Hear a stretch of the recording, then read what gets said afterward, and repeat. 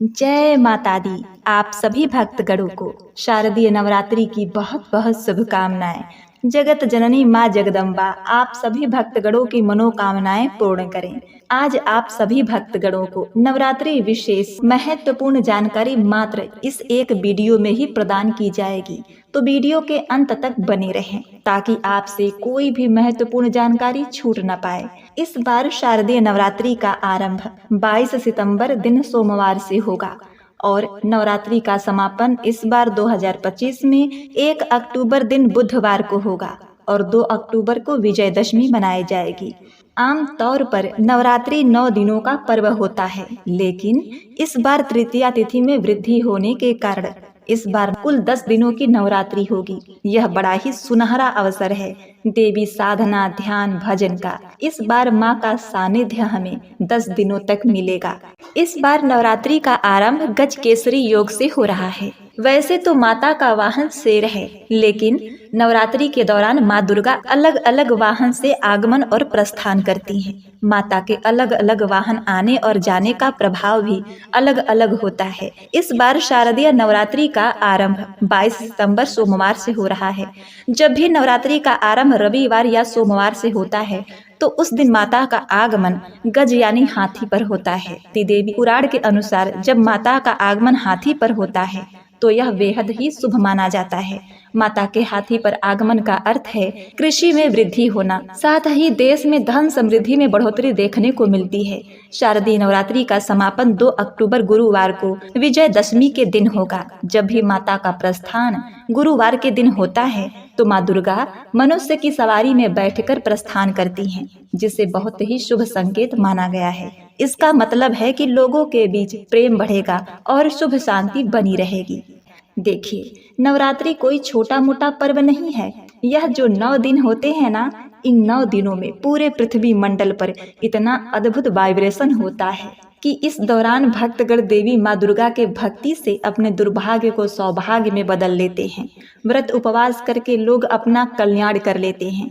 आज के इस वीडियो में आप जानेंगे कलश स्थापना का शुभ मुहूर्त, नवरात्रि इस बार कितने दिनों तक है, किस दिन कौन सी देवी का पूजन किया जाएगा, कब शुरू होगा, कब समाप्त होगा, सरल कलश स्थापना विधि, मुहूर्त, सुहागिन महिलाओं को इस दिन कौन सी गलती भूलकर भी नहीं करना चाहिए, और जिन माताओं बहनों को नवरात्रि में पीरियड आ जाए तो कलश स्थापना और पूजन कैसे करें। यदि आप कलश स्थापना की हैं तो इस 10 दिनों के बीच में पीरियड आ जाए तो क्या करें, बाल कब धोएं। जो लोग नवरात्रि का संपूर्ण व्रत उपवास का फल प्राप्त करना चाहते हैं वे उपवास कैसे करें। देवी कृपा प्राप्त करने के लिए कुछ विशेष सावधानियां, अचूक उपाय, यही सब आपको इस वीडियो में प्रदान की जाएगी। तो इस बार नवरात्रि की शुरुआत शुक्ल योग ब्रह्म योग के विशेष संयोग में हो रहा है। शास्त्रों के अनुसार शुक्ल योग में की गई पूजा से सौभाग्य, सुख और समृद्धि प्राप्त होती है, जबकि ब्रह्म योग साधना और ध्यान के लिए अत्यंत फलदायक माना जाता है। लेकिन उससे पहले जानते हैं कि प्रतिपदा तिथि कब आरंभ हो रही है, कब समाप्त हो रही है और कलश स्थापना करने का शुभ मुहूर्त क्या है। तो देखिए प्रिय भक्तगणों, इस वर्ष 2025 में आश्विन मास के शुक्ल पक्ष की प्रतिपदा तिथि सोमवार 22 सितंबर को देर रात 1:23 पर शुरू होगी। वहीं इसका समापन अगले दिन यानी 23 सितंबर को देर रात 2:55 पर होगा।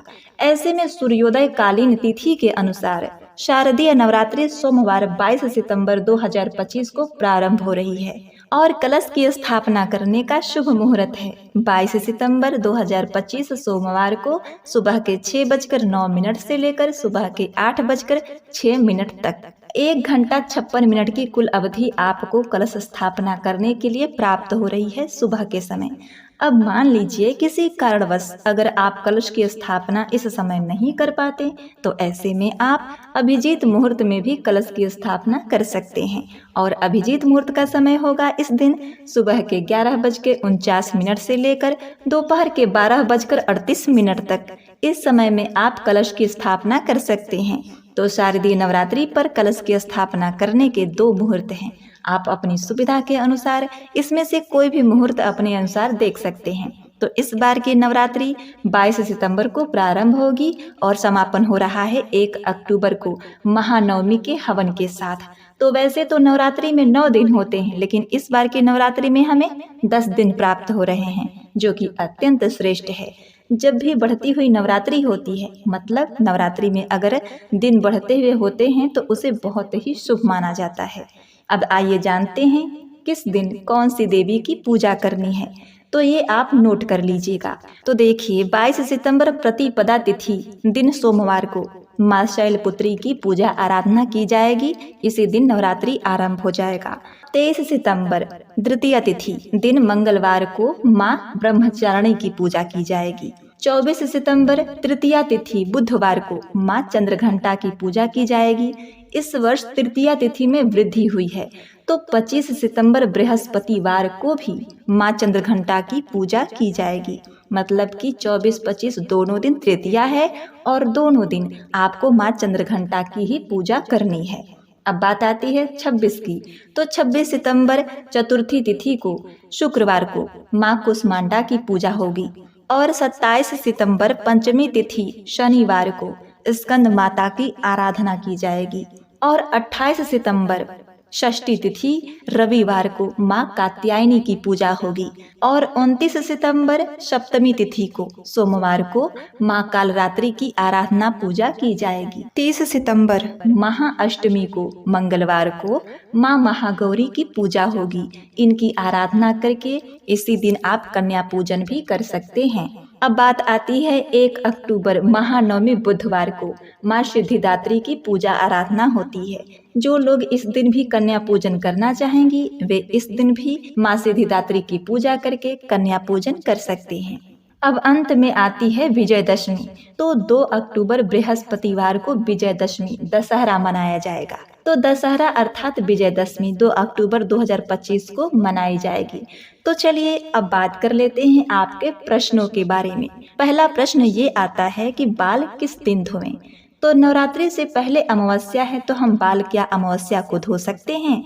और अगर हम अमावस्या को बाल न धोएं तो क्या हम नवरात्रि के पहले दिन बाल धो सकते हैं? देखिए, पितृ विसर्जन अमावस्या पर बाल धोने से कोई दोष नहीं लगेगा, क्योंकि नवरात्रि का प्रारंभ हो रहा है, तो हम बाल धो सकते हैं। उसके बाद जिस दिन नवरात्रि शुरू हो रही है उस दिन सोमवार है, तो सोमवार को कुछ महिलाएं बाल नहीं धोती। तो आप एक काम कर सकती हैं कि सूर्य उदय से पहले ही आप सोमवार को बाल धोकर स्नान कर लें, यदि आपको कलश स्थापना करनी है तो। नहीं तो आप प्रतिपदा को भी बाल धो सकती हैं। और अब जानते हैं कि किस प्रकार से पीरियड में आप नवरात्रि का व्रत पालन कर सकती हैं। जैसा कि कई लोगों का प्रश्न उठता है कि नवरात्रि में मेरे पीरियड हो जाएंगे, तो ऐसे में किस प्रकार से कलश की स्थापना और पूजा करूं। देखिए प्रिय भक्तों, अगर आप पहले ही दिन में मतलब कि शुरुआती में जब नवरात्रि कर रही हैं और ऐसे में ही आप पीरियड में हैं, तो घर में और भी लोग होंगे, तो आप उनसे ही कलश स्थापना करवा सकती हैं, चौकी लगवा सकती हैं। मान लीजिए कोई नहीं है, आप अकेले रहती हैं, तो फिर तो छोटे छोटे बच्चे ये नहीं कर पाते। तो ऐसे में देखिए, आप अपने शुद्ध होने का इंतजार करिएगा। जब आप शुद्ध होंगी तब आप पूजा प्रारंभ कर सकती हैं।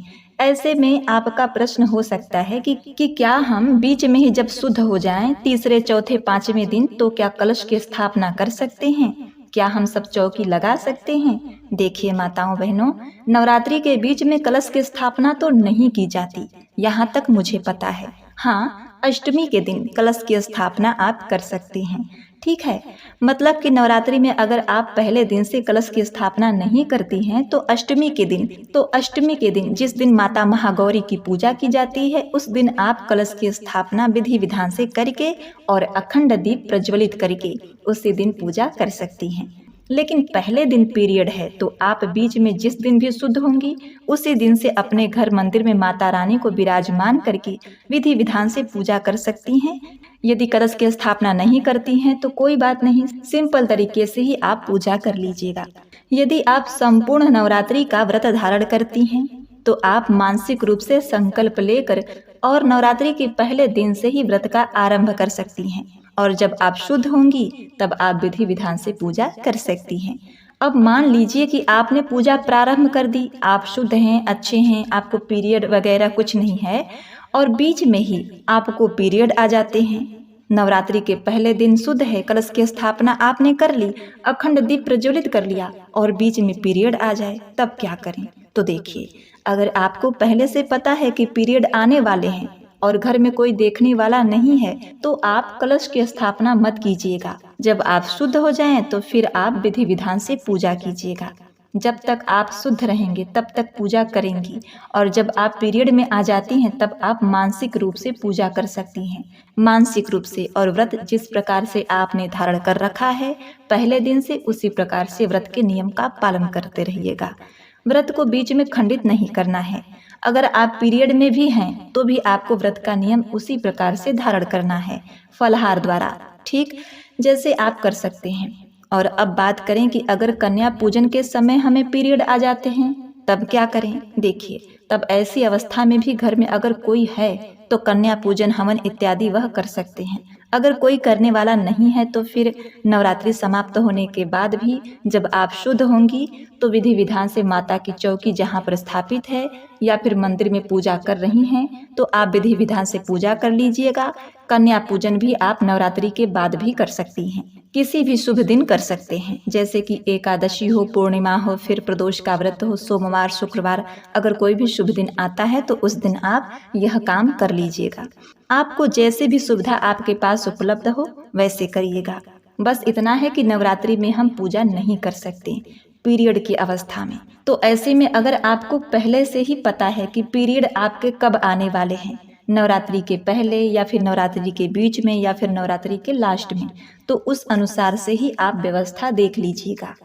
अब अगला प्रश्न है कि क्या हम नवरात्रि के बीच में बालों में शैम्पू कर सकते हैं या तेल लगा सकते हैं या फिर सिंदूर लगा सकती हैं या फिर श्रृंगार कर सकती हैं या नहीं? तो देखिए, वैसे तो बहुत सारे स्थानों पर, बहुत सारे परिवारों में इस प्रकार की परंपरा होती है कि नवरात्रि में बाल नहीं धोना चाहिए, शैम्पू नहीं करना चाहिए। कई लोग तो सिंदूर भी नहीं लगाते हैं या कई जगहों पर श्रृंगार भी नहीं करते हैं, लेकिन यह बहुत पुराने समय की बात है। अब बहुत सारे लोग ऐसा नहीं मानते और आज सबके पास बहुत सारे ऐसे काम हैं जिसके लिए शैम्पू करना आवश्यक है। मान लीजिए आप ऑफिस जाती हैं या फिर कॉलेज में जाती हैं, पढ़ाती हैं, स्कूल जाती हैं या कोई बाहर काम करती हैं तो घर से बाहर आना जाना रहता है आपको। तो ऐसे में 10 दिनों तक बिना बाल धोए रहना, बिना साज श्रृंगार किए बिल्कुल भी असंभव है। ऐसे में यह नियम किसी भी प्रकार से ठीक नहीं है। आप बाल धो सकती हैं, बस इतना ध्यान रखिए जो आप शैम्पू प्रयोग करती हैं वह हर्बल हो। मतलब शैम्पू का ध्यान रखिएगा, अगर शैम्पू में किसी प्रकार की तामसिक चीज नहीं हो तो उसे आप बाल धो सकती हैं, ठीक। अब बात करें सिंदूर की या फिर बिंदी की या फिर श्रृंगार की, तो बिल्कुल अगर आप सुहागिन महिला हैं तो आपको सुहाग की सामग्री का प्रयोग करना चाहिए। सिंदूर भी लगा सकती हैं, बिंदी भी लगा सकती हैं, श्रृंगार भी कर सकती हैं। जितना आवश्यक है उतना श्रृंगार आप कर सकती हैं। वैसे तो महावर इत्यादि नहीं लगाना चाहिए इस समय में, मेहंदी भी नहीं लगाना चाहिए, क्योंकि 16 श्रृंगार जो है वह माता को अष्टमी के दिन हम अर्पित करते हैं या फिर पंचमी को ही करते हैं। वैसे तो हम पहले दिन भी कर सकते हैं, लेकिन माता महागौरी के स्वरूप में जब माँ 16 श्रृंगार धारण करती हैं उसके बाद से महिलाएं 16 श्रृंगार, महावर इत्यादि कर सकती हैं, मेहंदी भी लगा सकती हैं। तो नवरात्रि में मेहंदी और महावर यह 2 चीजें भूलकर भी नहीं करनी चाहिए, बाकी सभी चीजें आप कर सकती हैं। वैसे तो देखिए कई स्थानों पर जैसे कि बंगाल में दुर्गा पूजा होता है तो वहाँ पर लोग महावर भी लगाते हैं, मेहंदी भी लगाती हैं, मतलब कि आलता लगाती हैं। तो यह सब जिसके यहाँ जैसी परंपरा है उस अनुसार नियम पालन करती हैं। आप भी अपने घर में देख लीजिएगा, जितना आपसे बन पड़े उतना ही आप प्रयास कीजिएगा। एक बार आप किसी जानकार माता जी से या फिर बहन से, किसी से पूछ जरूर लीजिएगा। अब बात कर लेते हैं व्रत उपवास की। तो शास्त्रों में कहा गया है कि देवी कृपा के लिए नवरात्रि में 9 दिनों तक व्रत उपवास करना चाहिए। अब लोग 9 दिन का व्रत उपवास सुनकर डर जाते हैं।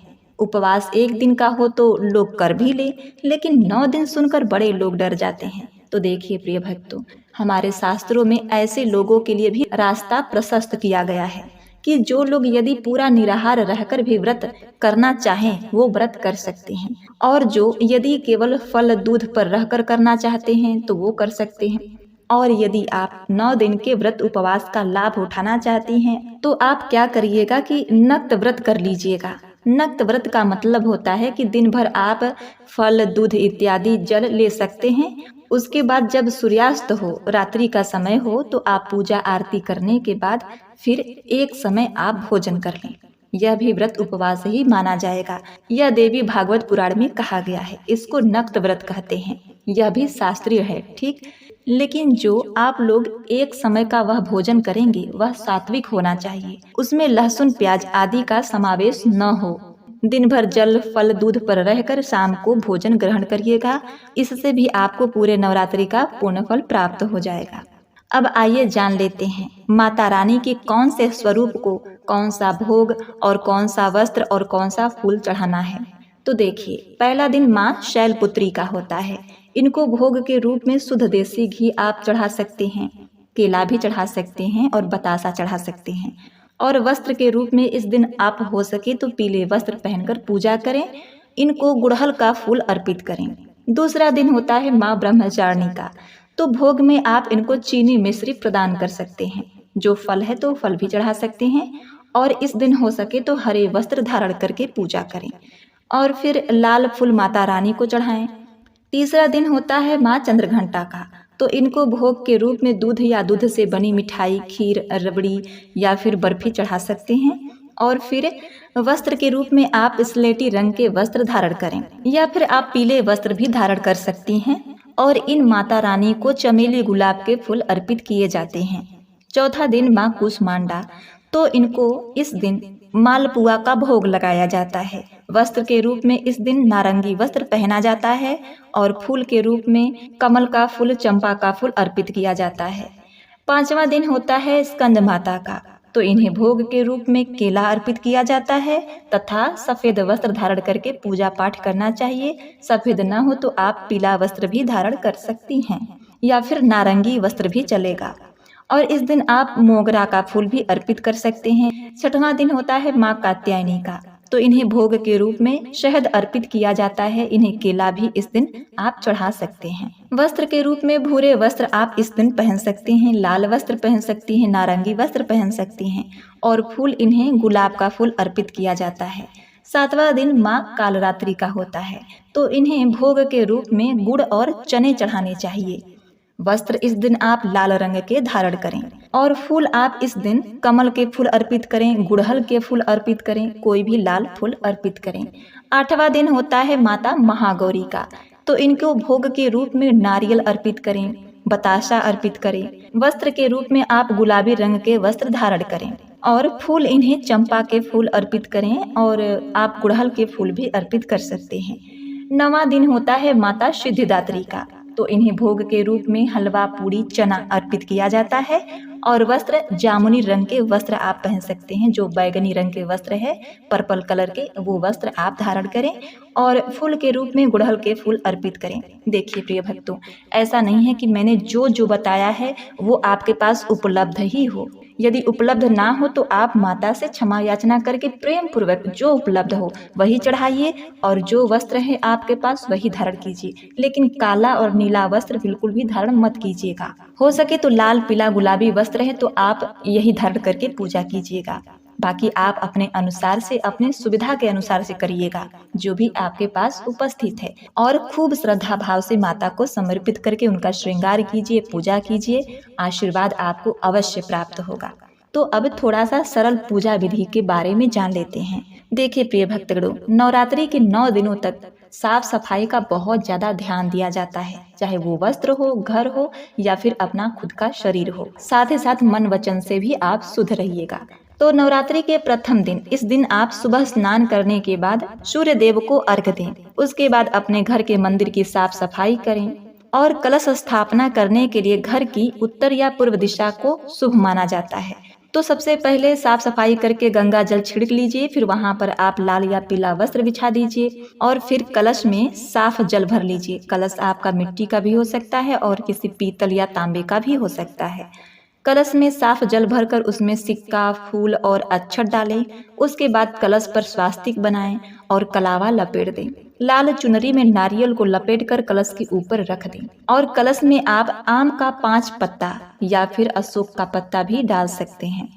अब कलश स्थापना करने के बाद आपको क्या करना होता है कि अखंड दीप प्रज्वलित करना होता है। यदि आप अखंड दीप प्रज्वलित करने की क्षमता रखते हैं तो आप करिएगा। अब फिर इसके बाद अलग से देसी घी का दीप जलाकर पहले गणेश जी फिर माँ दुर्गा की पूजा आराधना करें। व्रत कथा का पाठ करें, फल और मिठाई का भोग लगाएं, फूल चढ़ाएं, धूप दीप दिखाएं, आरती करें। दुर्गा चालीसा, दुर्गा आरती पढ़ते हुए आरती करें। पूरे घर में आरती दिखाएं। आरती लेकर माता को प्रणाम करें। और यदि आप दुर्गा सप्तशती का पाठ करती हैं तो 7 दिन में ही कंप्लीट कर लें। दुर्गा सप्तशती पाठ के समय किसी एक अध्याय के बीच में ही उठकर न जाएं, ये शुभ नहीं होता। एक अध्याय को आप पढ़ रही हैं तो उस अध्याय को कंप्लीट करके ही आप उठें। और हाँ, एक बात का ध्यान रखें, दुर्गा सप्तशती का पाठ करते समय हिल कर या फिर झूम झूम कर पाठ न करें। एकदम स्थायी सावधान होकर धीरे धीरे स्वर में पाठ करें। अंत में क्षमा प्रार्थना जरूर करें। और फिर यदि आप कलश स्थापना कर रही हैं तो अखंड ज्योत जला रही हैं तो ध्यान रखें कि इस दौरान घर को खाली छोड़कर दरवाजा बंद करके कहीं न जाएं। घर में किसी एक लोग का रहना बहुत जरूरी है, तो इस बात का आप ध्यान रखिएगा। अब कुछ बेसिक मंत्र हैं जो इस दौरान आप पूजा में रोज नित्य नियम से बोल सकती हैं, जैसे कि सर्व मंगल मांगले शिवे सर्वार्थ साधिके शरण्य त्र्यंबके गौरी नारायणी नमस्तुते। और दूसरा मंत्र है ओम जयंती मंगला काली भद्रकाली कपालिनी क्षमा दुर्गा शिवा धात्री स्वाहा स्वधा नमस्तुते। तीसरा मंत्र है या देवी सर्वभूतेषु मां शक्ति रूपेण संस्थिता नमस्तस्यै नमस्तस्यै नमस्तस्यै नमो नमः। तो अब पूजा पाठ मंत्र विधि रंग भोग के बाद आइए अब जानते हैं शारदीय नवरात्रि के 9 दिनों में क्या करें क्या न करें। तो देखिए किस बात का आप विशेष ध्यान रखें। तो देखिए शारदीय नवरात्रि में 9 दिनों में क्या करें और त्योहार के दौरान अपने घर को साफ सुथरा रखें। नवरात्रि में जितने दिन भी आप भोजन बनाएं, आप रात में कभी भी जूठा बर्तन न छोड़कर सोएं। पूरे किचन को आप क्लीन साफ करके ही रात में सोएं। कोई भी जूठा बर्तन रात में किचन में बेसिन में न छोड़ें और घर में कचरा कूड़ा कबाड़ा न रखें। कहीं भी जूठा काठा न गिराएं। इस बात का आप विशेष ध्यान रखें। माना जाता है कि देवी साफ जगह पर ही वास करती हैं। यदि आप लोग नवरात्रि का व्रत रखते हैं या नहीं रखते हैं तो भी आप घर में लहसुन प्याज और मांसाहार भोजन से परहेज करें। यदि जो व्रत रखते हैं वे फलाहार दूध साबूदाना सिंघाड़े का आटा और सेंधा नमक का प्रयोग करें और 9 दिनों तक घर में अखंड ज्योत जलाएं। प्रतिदिन दुर्गा सप्तशती का पाठ करें या सुने। आप इस पाठ को 7 दिन में ही पूर्ण कर लें। और कन्या पूजन अष्टमी के दिन या फिर नवमी के दिन आप कर लें। इनमें 9 छोटी कन्याओं को देवी का रूप मानकर उनकी पूजा की जाती है। इस दौरान गरीब और जरूरतमंदों को दान पुण्य करना बहुत शुभ माना जाता है और ये आवश्यक भी है। नवरात्रि में बाल दाढ़ी और नाखून बिल्कुल भी न काटें। नवरात्रि के दौरान बाल दाढ़ी और नाखून काटने से बचें। चमड़े की चीजें न पहनें। चमड़े से बने हुए वस्तुओं जैसे बेल्ट, पर्स और जूते का प्रयोग करने से बचें। किसी भी नशीले पदार्थ जैसे शराब, तंबाकू का सेवन ना करें। काले रंग के कपड़े को पहनने से बचें। और सबसे खास बात, इस दौरान आप किसी का भी अपमान न करें। आप शब्द न बोलें, किसी की शिकायत ना करें, द्वेष बैर न रखें और जीव जंतुओं पर दया करें। और नवरात्रि में शारीरिक और मानसिक दोनों तरह से शुद्ध होना अति आवश्यक है। मन में बुरे नकारात्मक विचार न लाएं और किसी के प्रति द्वेष भावना न रखें। तो यह हो गया नवरात्रि के दिन बरतने जाने वाले कुछ विशेष सावधानियां। अब अंत में आइए जान लेते हैं नवरात्रि पूजा में यूज की जाने वाली सामग्री। तो इस दौरान आपको चावल, साफ जौ, कलश, गंगा जल, सुपारी, मौली रोली, जटा वाला नारियल, आम या अशोक के पत्ते, मिट्टी का बर्तन, किसी पवित्र स्थान की मिट्टी, जौ रोपने के लिए आपको चाहिए। अखंड ज्योत के लिए बड़ा दिया, रुई की बाती, लाल सूत्र, सिक्का, लाल कपड़ा, फल फूल माला, इलायची, लौंग, कपूर, अक्षत, हल्दी। इन सभी सामग्री को आप लिख लीजिएगा और मंगा लीजिएगा। और नवरात्रि का पूजा कंप्लीट करिए। प्रिय भक्तों, उम्मीद करती हूँ कि मेरे द्वारा बताई गई जानकारी आपको बहुत अच्छी लगी होगी। मैंने इस वीडियो में अधिक से अधिक चीज़ें बताने की कोशिश की है। यदि कुछ छूट भी गई है तो इसे आप मैनेज कर लीजिएगा। यदि हमारी वीडियो आपको पसंद आई है तो आप वीडियो को लाइक और शेयर जरूर करें। कमेंट में जय माता दी लिख कर अपनी मनोकामना पूर्ति के लिए माता रानी से प्रार्थना अवश्य करें। माता रानी आप सभी भक्तों का कल्याण करे। यह नवरात्रि आपके लिए सुख सौभाग्य लेकर आए, यही हमारी माता रानी से कामना है। तो प्रेम से बोलिए जय माता दी, अम्बे मात की जय।